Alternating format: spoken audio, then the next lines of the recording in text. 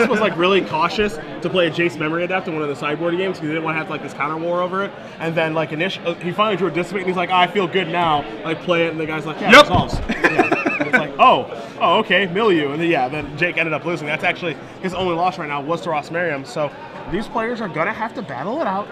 No draws here to make top 8, gentlemen. And one of these players who does win is probably going to be our 1 seed on the tournament. It's always brutal to be X1 in the last round and not be able to draw. Yeah. But with the new modified play draw rule, it's kind of, there's a payoff now. It's not just like, I have to play another round if I lose out on top 8. It's like, I have to play another round if I lose out on top 8. But if I win, I get to play for the entire quarterfinals, semifinals, and finals. Yeah, which is a big deal. And it looks like both players, they've kept around 7 cards here. Steven's going to play a Hallowed Fountain. You see Jake with looks to be a Watery Grave. He's covering it up a little bit, but not a big deal, as you're going to see a Sulphur Falls and pass the turn back, and it actually is an Overgrown Tomb that Taft has started this game out with. So this is the second time that we've seen Taft play against Blue White Red Control. He had some trouble with Merriam. He actually won game 1 via Garrick Primal Hunter, putting some Wolves into play, and then following that up with a Garrick Garrick Relentless was putting Wolves into play. Garrick Primal Hunter followed that up, as did a Tammy on the Moon Sage. That's what got him game 1 against Blue White Red Control. Yeah, I mean, Planeswalkers, especially ones that protect themselves, super powerful effect. They create an entire subgame based around themselves, and I mean, that's all this deck is designed to do, really, is play Planeswalkers and protect them. It's basically like a Super Friends deck, but it just has different Planeswalkers, as Jake does draw a Far and Away for the turn. You see Steven Spots kind of motioning towards that Far and Away in his hand, or excuse me, that War Leader's Helix, and he also has a Syncopate as well, so he's kind of ready for a Planeswalker right now. Yep. As we talked about at length earlier today, the War Leader's Helix is quite good against Planeswalkers. Yes. Answers a lot of them very cleanly, which very few other cards can do, besides Counter Magic, but the Helix you can untap and then play the Helix. Yeah. Which is really, really helpful, especially in this matchup, obviously. So Watery Grave's going to come into play. And are we going to see He's got a couple options because he has a think. He drew a Think Twice, so he can actually Think Twice and flash it back this turn. If he didn't draw that Think Twice, I have to assume that he would start firing this turn. But he can take a turn off, keep the opponent from maximizing his mana this turn. Because if the later you wait on your must counters, then they're using that mana to counter rather than Revelation or Restoration Angel or whatever. So you kind of want to wait as long as possible, but at the same time, with the advent of Aetherwing into the format, you can no longer wait indefinitely. Like you have to pull the trigger at some point because Aetherwing will beat you if you wait too long. Yep. So there's definitely a line, a tightrope to walk there. Yeah. You can only wait for so long. You can't just do nothing the entire time because, as you said, Aetherwing will blow up your plants and it will do it in a hurry. Yes. And now we see.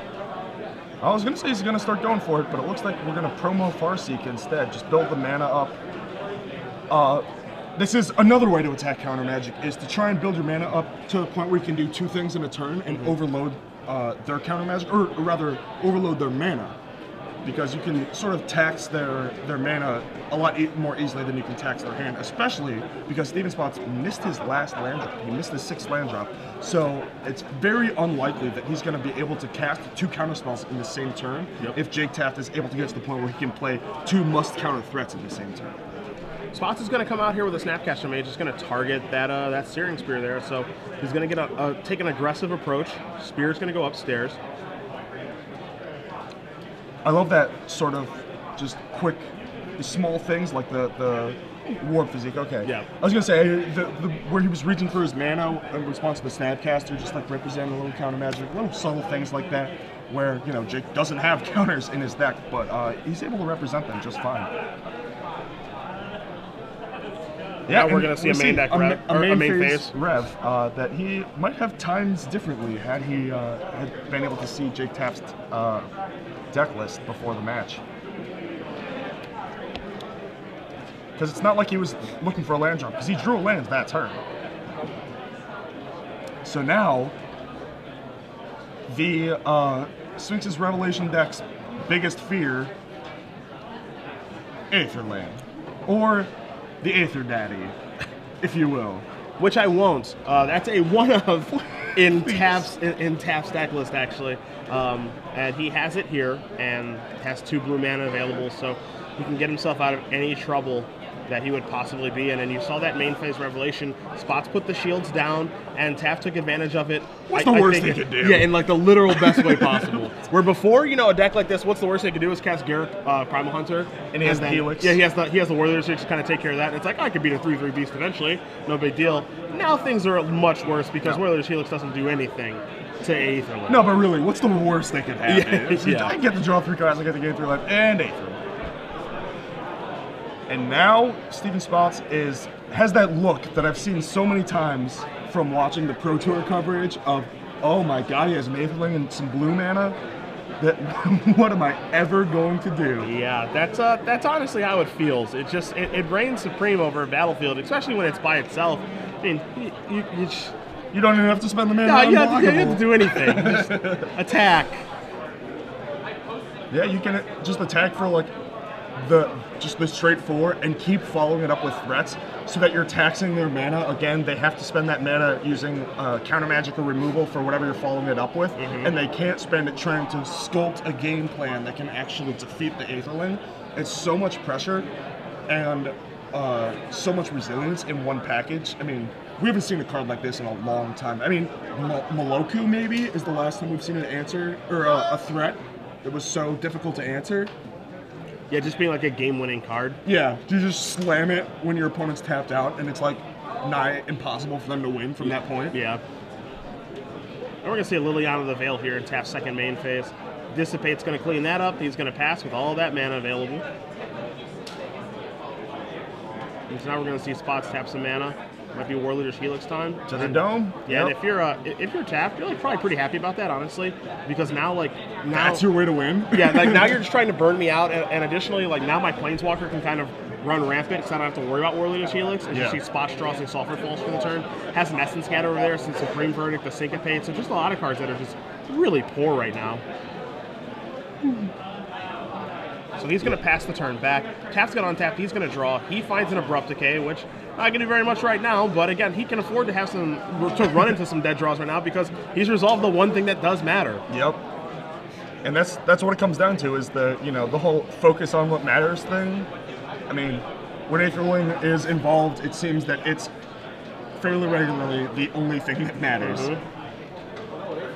And here we go. Ooh, a Thragtusk. I was going to say Garruk. This is easy scatter. I mean, you're not even going to have that many targets for the scatter going forward. Yeah, there's just not a lot of things from the scatter, as you said, moving forward. As we're going to see Spots. Looks like he's reaching time to cast the Think Twice, get a little deeper in his deck, see if he can find some way to get himself back into this. Yeah, I mean, he's got an Aetherling of his own, theoretically. So if you get an Aetherling of your own, and then a couple of tempo gainers, such as Turn and Burn, Azorius Charm, etc., to sort of buy an attack off of the Aetherling.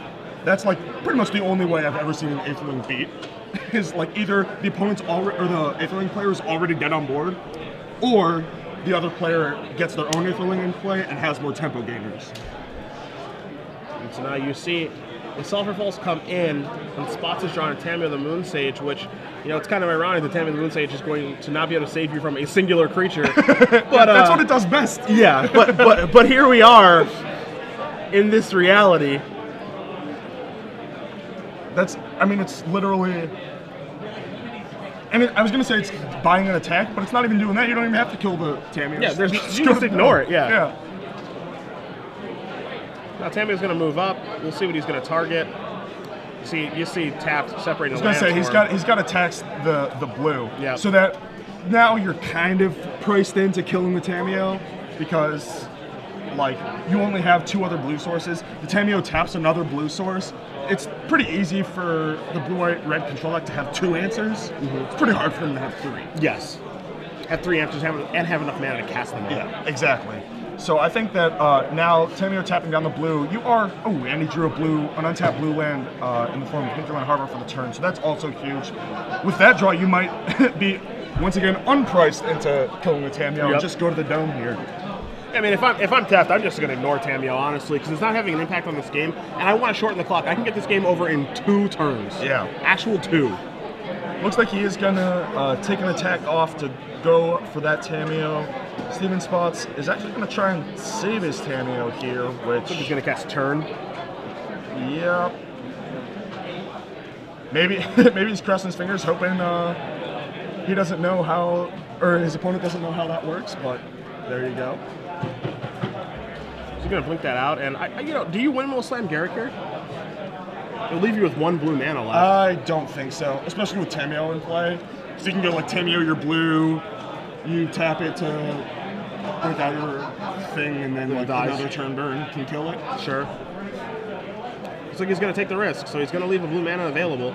I understand like where you're coming from, where it's definitely a risky proposition. I guess Taft's thought here is, if you are able to actually kill this, I have a Garrick at least. Yeah, and that's not so bad. Steven Spot's already used his Helix to try and create a potential for a racing situation, so your Garrick's a little safer there also.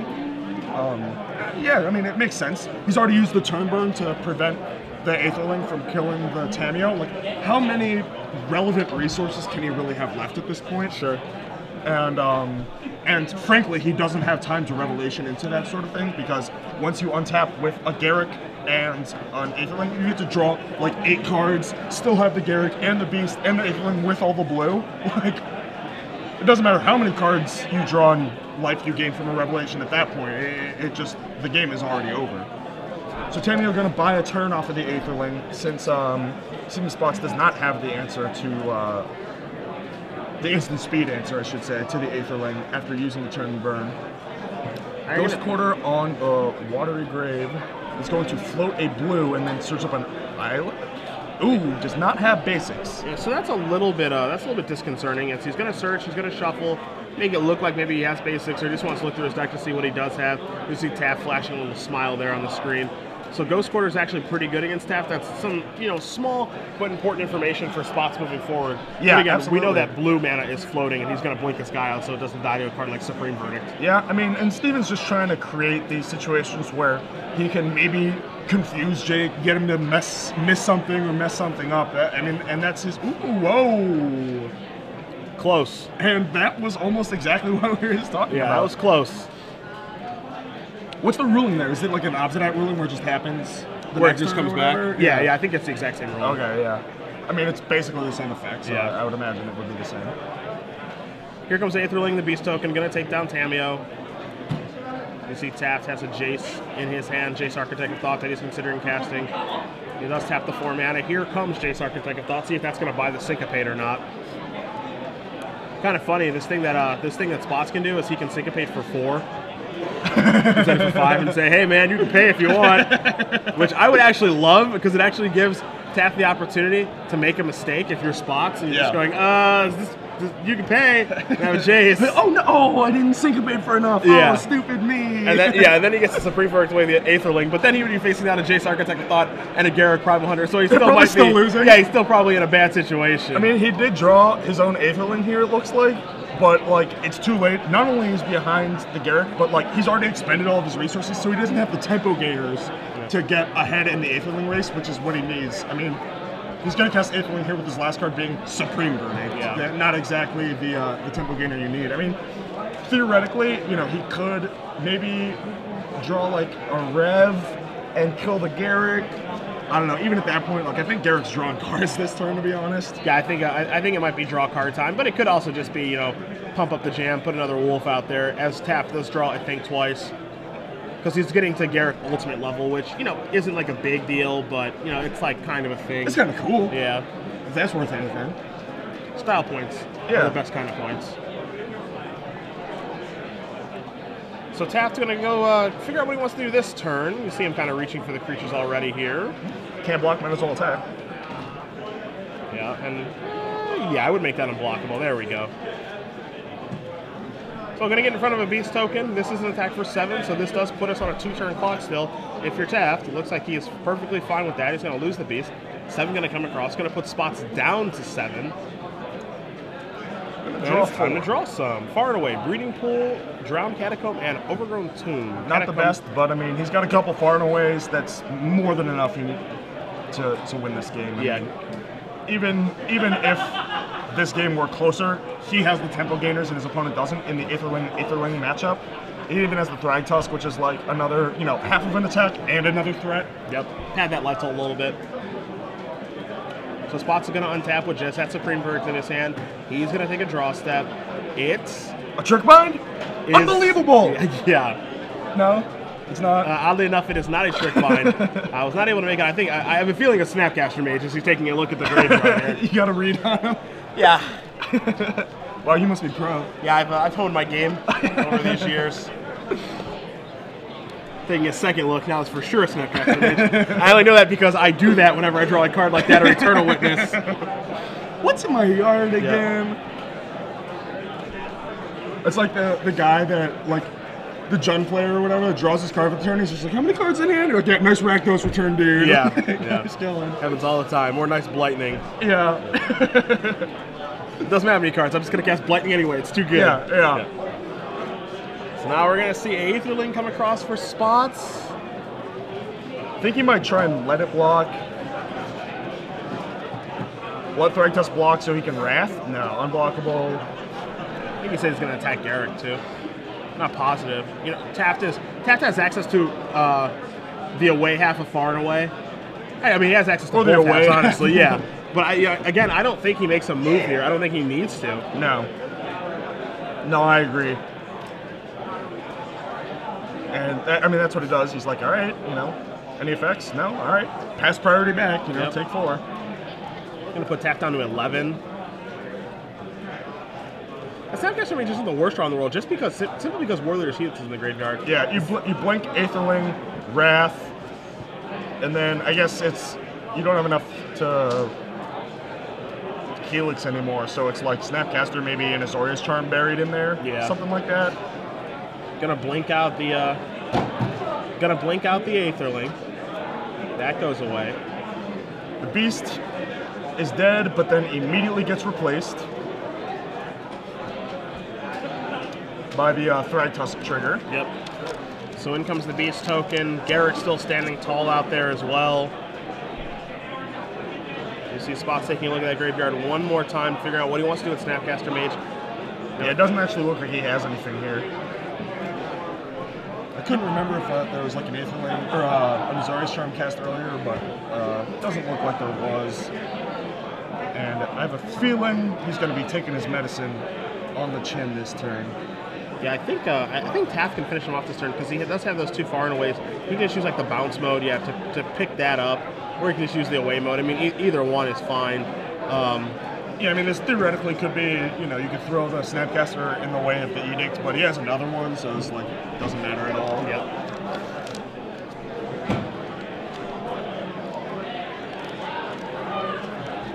And that's what he's going to do. There's your Snapcaster Mage.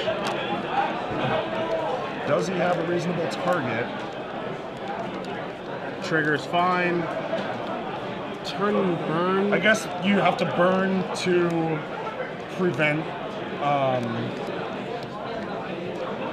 Aetherling from representing lethal. Yeah, because it makes it a 3, 4, 5, 5/3 on its own. Oh, sure. Okay, I got you. Because he doesn't know about the other Far and Away. Yeah. Also, the decay. Yeah.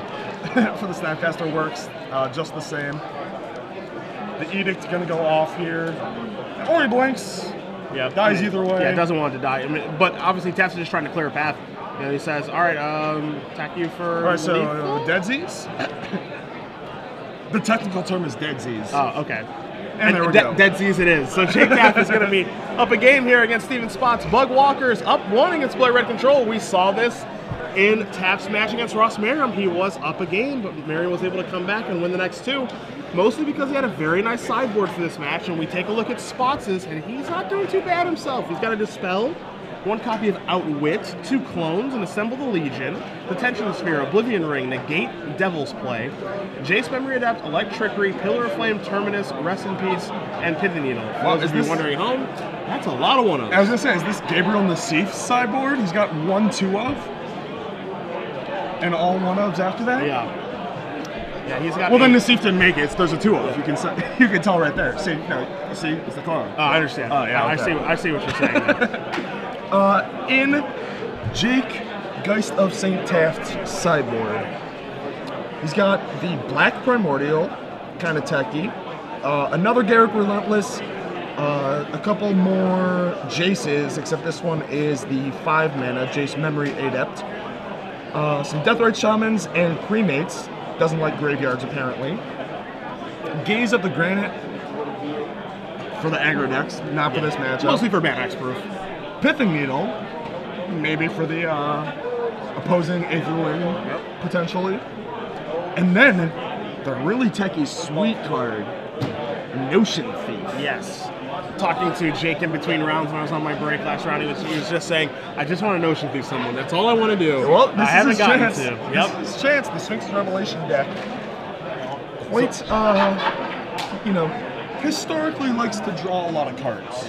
We'll see if he's ever able to actually get to do that. That's the big question. So I think you know, I think that game one is actually in this matchup is something that favors Taft because you know, the blue-eye red deck just has enough dead cards. It's not like a high density of dead cards, but it's enough dead cards that, you know, he can end up drawing a bunch of them. I mean, you saw that Essence Scatter was pretty dead for a while there, especially when you had so many Planeswalkers. Even the Helix like wasn't that great, and like, you know, it would have been good had the game been different, but since he was basically, I mean, he was playing around Counter Magic by main phasing the Sphinx Revelation, which Taft doesn't have, and we were talking about that exact advantage. You don't get that once you top 8 and exchange deck list, but in the Swiss, they don't know your list. You have blue mana and like things like Snapcaster Mage, you know, you have things that make it look, and you keep passing with all his mana up. I mean, how do you not identify that as representing Counter Magic on the opposite side of the table? That reeks of Counter Magic. Especially the way he was playing his hand, too. Just like land, go, think twice, flash it back, go. Yeah. You know, it really is just like, oh, he's got some sort of Counter Magic. Yeah, I don't know what. so much like Counter Magic. So Steven Spots got him like tapped low or whatever from what was it, the Farseek turn, where he played, what was it, a Thrag Tusk that got scattered? Yeah.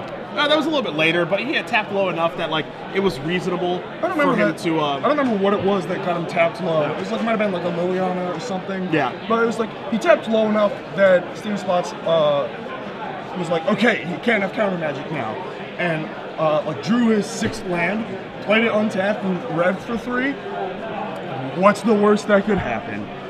And the answer was Aetherling, and the game was pretty much over from there. Yep. Steven Spots tried to, you know, create some situations where either he could draw like runner, and maybe get into this like Helix endgame where he can burn him out before the Aetherling kills him, or just do a lot of things, make complicated game states and like really deep like stacks, like, you know, make this stack complicated, and sort of just hope that at some point Jake missteps or misunderstands an interaction and he can sort of mise a free Aetherling kill. None of those worked out. Jake knew how to protect his Aetherling and takes down game 1 on the back of the Dragon's Maze Shapeshifter. Yeah. The way to, you know, manage an Aetherling, it varies from game to game, but unsurprisingly, we saw Taft do basically nothing with it. You know, like there's no reason to like make this move for like, oh, I'm gonna get you for 8, you know, anything when the opponent just has nothing. You know, he can just stay steady. You know, he'd like to shorten the game as best he can, but at the same time, you know, he doesn't want to get unwieldy with his Aetherling and then lose it, because again, he only has 1 in his deck to work with. Yeah, and he was actually tight on blue mana for a while too, which was a factor, and much better than just pumping all the mana into your Aetherling and maybe buying, letting your opponent buy a whole bunch of time and mana with a Tempo Gator like Azorius Charm or Burn Turn or whatever.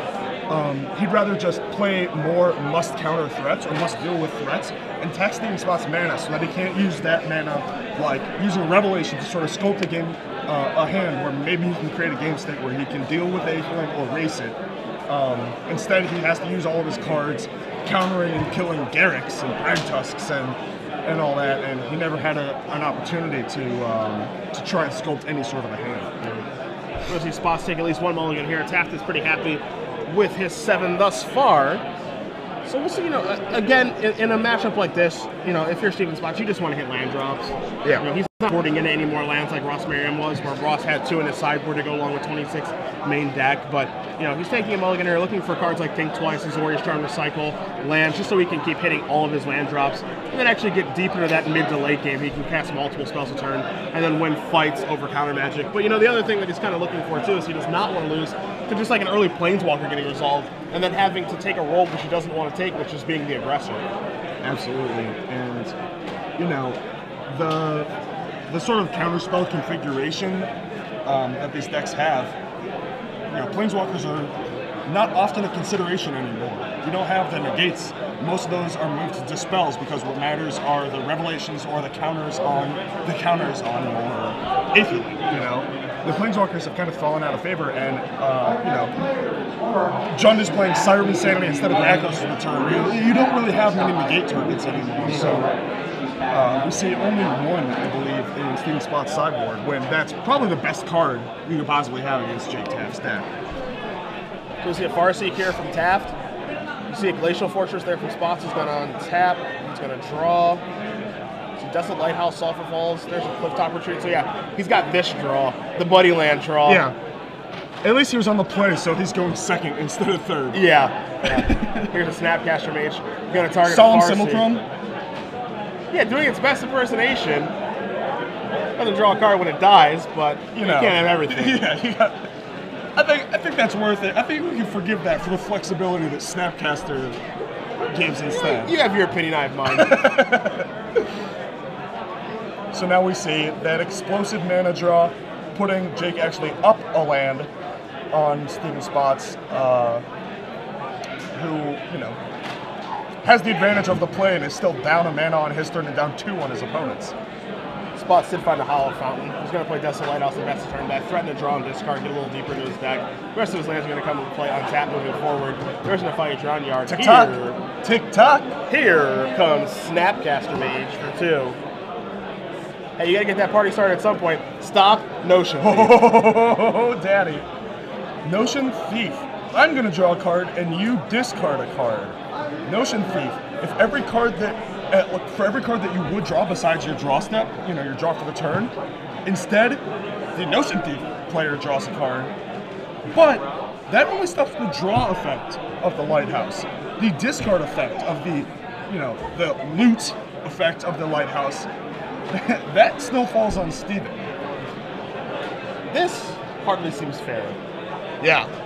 I mean, it's like a minor advantage as Hollow Fountain's going to come into play, but every time it does anything, it feels disgusting. I mean, it's like a pretty awesome, 3-for-1. Yeah. Right? Like, you can't ask much more from your cards. Like, I draw a card, you discard a card, and I still have this 3-1 threat that not only is a 3-1, but you can't draw more cards until you kill this. Yes. You, no Think Twices, no Revelations, none of that. And it's actually like a nice clock too. Yeah, 3. In addition to the Snapcaster damage, that's a fortune clock on its own. And now we see Garrick. The Garrick versus Assemble the Legion matchup seems a little lopsided. Hey, both 5-mana spells. Both create creatures. I don't know what you're talking about. Yeah, like the same thing, right? Yeah. And we see a bunch of lands. And Ghost Quarter getting that Drown Yard out of the way. A bunch of lands and a Sphinx's Revelation for Steven Spots. No answer to the Notion Thief as of yet. So... Hey, this is what Taft wanted. He told me when I was on my break, he's like, I just want to get someone with Notion Thief. And he did. That's what he said. I don't know if he said he wanted to do it on camera, but he told me, I just want to get somebody with Notion Thief today. And here he is doing that. Now, the sad thing is that Notion Thief's going to have to slow his roll a little bit because of that red-white soldier token. But we'll have a Beast and a Snapcaster Mage come in. That's for rootin' tootin'. And we're going to see a trade here between those two. Beast token will come across. And I might see Garrick pump out another Beast here in a moment. He's also got like a Thragtusk in hand. I don't know what else is in his hand, but I gotta imagine that's a pretty nice turn. Yeah, Thragtusk, make another Garrick. 2 Thragtusk, get another Notion Thief. Alright, so he's going to pump out a Beast, and yeah, he's going to cast that Thragtusk. He's basically saying, Steven, you need to have a counter spell or something right now to be able to deal with this. Killer Wrath. It's like your only way. Because you're Assemble the Legion. I'm not scared of that. You do get 2 guys. You can chump block for like a really long time, actually. Theoretically indefinitely, but like that assumes that Jake doesn't have cards or like draws more off of his Garrick, you know. You see Spots' hand again, all lands in the Sphinx's Revelation. In about 90% of games, that's a pretty good hand. Yeah. That's enough to win pretty much against anything, except for Notion Thief. Here we see double chumps taking 3. We get another Thragtusk and another Beast, or 5 cards. I wonder if we're supposed to get not. I was thinking that maybe we're supposed to get into the Notion Thief that turn, but that can't be right. No. Too valuable. Yeah. Like maybe next turn. It's honestly just colding this like this revelation. I think Jake Taft knows that Steven has in his hand.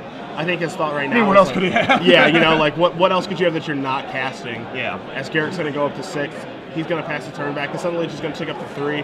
Here come 3 more red and white soldier tokens. But these things like to be on offense, not on defense. And here's an Azorius Charm, which actually might be a pretty good draw right now. It's not bad. Buys a turn or buys a token worth. You know. Looks like Jake's actually going to run out. I was going to say run out his other Notion Thief. I thought he was pressure. as well. Yeah. Looks like he's rather a Farseek draw a card off of Think Twice. I mean, that's a fine turn. And now, more Thragtusk and Garrett's. Yeah.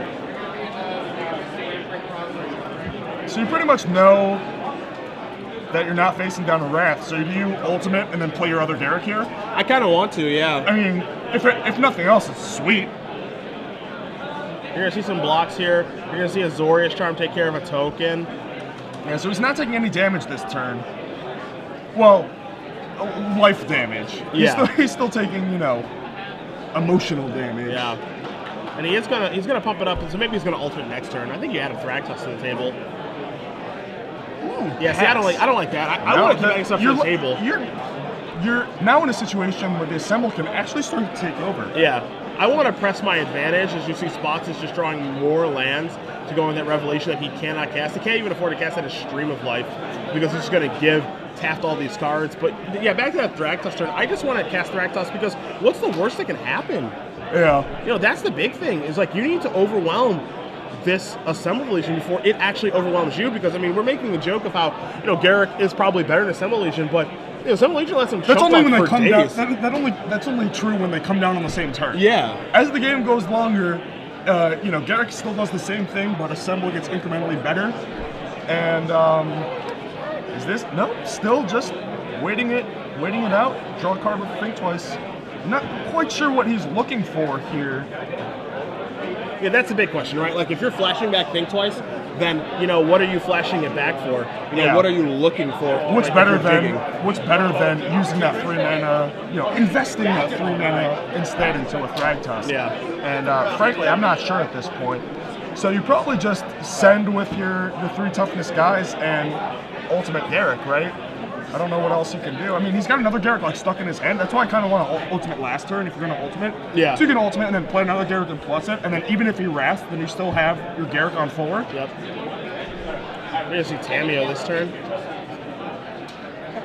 Seems like he might tap a guy, get in with all of his creatures. 1, 2, so 3 guys get blocked. Yeah, so he's gonna take the risk here. Yeah, that seems like that's what he's got to do, right?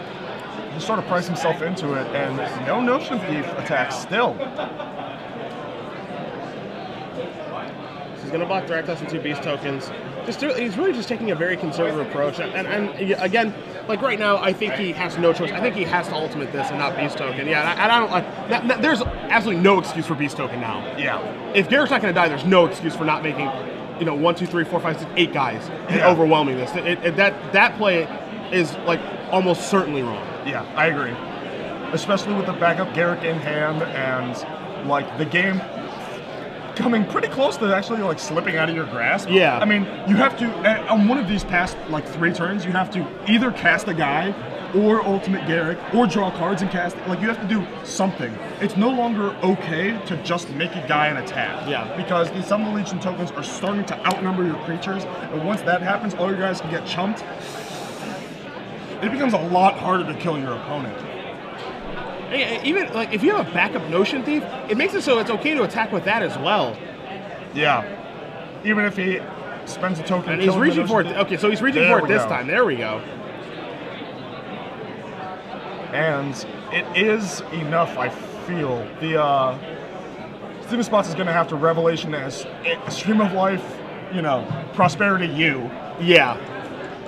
Yeah, this is one of the most painful Sphinx Revelations I've ever seen against the in my entire life. Notion Thief. This is a beautiful thing, my friend. This is Magic the Gathering. This is... Wow, this is painful. So he's revving for the full 5, it looks like. All right, yeah, man, you go to 7. I'll take these 5 cards, thanks. Pithing Needle, think twice. Jace, think twice. And Snapcaster Mage with the draws. Andy's got the Snapcaster for, I guess, I'm trying to think of like what his sequence is from here. Like the Jace is okay. Dust is going to clear here. And again, he just needs to clean up the board. Whoa. Yeah, he's going to put the tap on there. Yeah, he's good. He needs to just keep adding to the board. And he is going to ultimate now, it looks like. Yeah, okay, so nice and ultimate this turn. You need to force your opponent to draw Supreme Verdict. That's all you need to do. Here comes the Pithing Needle. I'm not sure what this is going to name. We'll get clarification on the name of this in just a moment. You know, I'm guessing Aetherling, but maybe I'm wrong. But yeah, now he's just deploying everything, forcing his opponent to have a verdict. And if Spots does have a verdict, he's going to lose because of the Thraktos tokens that are left behind. He's going to discard 2 copies of Think Twice and pass the turn back. So Taft has put himself in a very, very nice position. More Assemble tokens are going to come into play. It's going to be 6 of them. But again, you see the 8 Worm tokens, you see the Beast tokens, multiple copies of Thraktos. He's basically cut all of Spots' outs and Spots draws the Steam Vents to go with the Syncopate. Taft named Aetherling with that Pithing Needle. Lighthouse does not work. He's like, oh, I got one more draw. Nope. Oh, yeah, all right, he is. Yeah, Lighthouse works. Notion Thief's gone. The Needle didn't name... It named Aetherling. Oh, I don't know why he didn't name Lighthouse. Yeah. This Aetherling is not scary here at all. The, like, card that he could have that doesn't do anything, or the card that he does have that might do something. Yeah. But... 2 counter spells are shown. Dissipate, Syncopate. That's a win for Jake Taft. He's moving on to our top 8 today. His deck is so sweet. Yeah, it's definitely sweet. That Notion Thief was awesome. Just super backbreaking. Yeah. Steven Spots with a very nice tournament. It's going to be 8 and 2, going to place in the top 16. Going to cash the tournament, but he will not be playing in our elimination rounds today. That belongs to Jake Taft.